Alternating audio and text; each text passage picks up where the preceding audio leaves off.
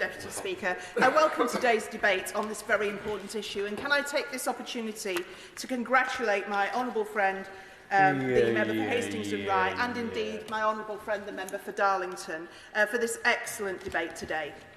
Everyone should receive appropriate and dignified care, personalised to their individual needs, as they approach the end of their life. Hospices are central to delivering this care, which includes Loros Hospice for adults based in Leicester West, which provides care to my terminally ill adult constituents, as well as the fantastic Rainbows Hospice for babies, children and young people located in my Loughborough constituency.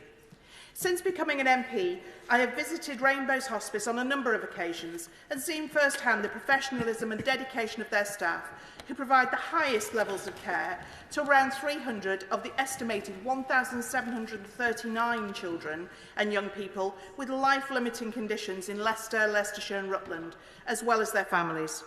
Rainbows also cares for hundreds more babies, children and young people with serious and terminal conditions across the wider East Midlands area, providing support at their hospice in Loughborough, as well as in local hospitals and at home. Rainbows are particularly concerned about children and families' access to round-the-clock end-of-life care at home, provided by nurses and supported by advice from consultant paediatricians, specially trained in paediatric palliative medicine. I am told that only a third of local areas in England are meeting the required standards for this. In Leicester, Leicestershire and Rutland, Rainbows have informed me that there is no 24-hour end-of-life care available at home, other than based on goodwill provision from the Diana team. Therefore, in October 2023, Rainbows launched their Hospice at Home service, which they provide jointly with community nursing teams. However, there are no paediatric palliative care consultants across the East Midlands, and no funding is available to support this essential service. As such, Rainbows is currently paying for remote support from a consultant in another region. Rainbows also funds 2 clinical nursing specialists working in the Leicester Royal Infirmary. In addition, they provide paediatric palliative care single point of contact, which is a pilot and is currently funded by the Paediatric Palliative Care Network, although future of this funding is not guaranteed. Furthermore, Rainbows provide end-of-life care, symptom control and short breaks at their hospice in Loughborough. Their therapists offer support in the hospital and they provide ongoing bereavement support to families.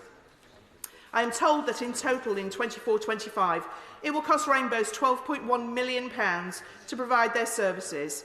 Over the same period, they will receive roughly £1.7 million in statutory funding, which works out to be around 14% of their costs, only enough to keep Rainbows open for 7 weeks.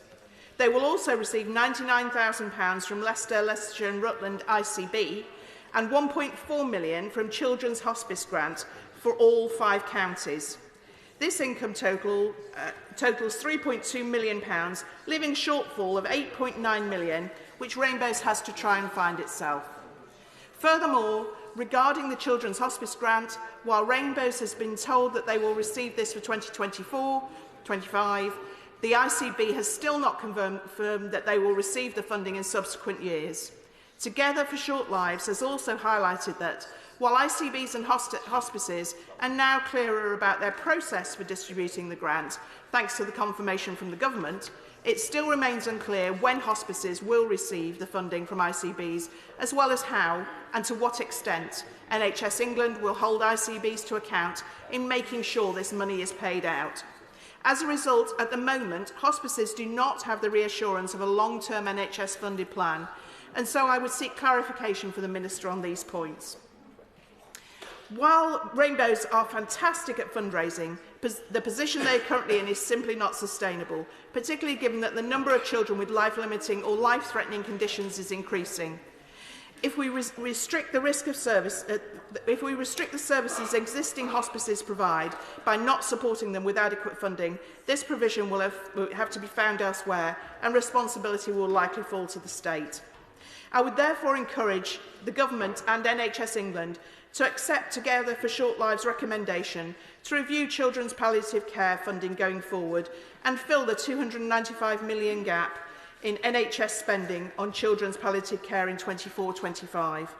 This should either be met centrally by maintaining ring-fenced NHS England funding beyond 24-25, or by setting out a framework under which ICBs are required to provide the sustainable funding. If urgent action is not taken, I share Rainbow's concerns that more seriously ill children and their families will be denied choice and control over the palliative end-of-life care. So in conclusion, Madam Deputy Speaker, I would ask the Minister to not change a single atom of Loros or indeed Rainbow's Children's Hospice, because they both provide excellent care. However, please work alongside them as much as you can and get the ICBs in particular to deliver on that funding that was already mentioned by my colleague earlier on. Thank you.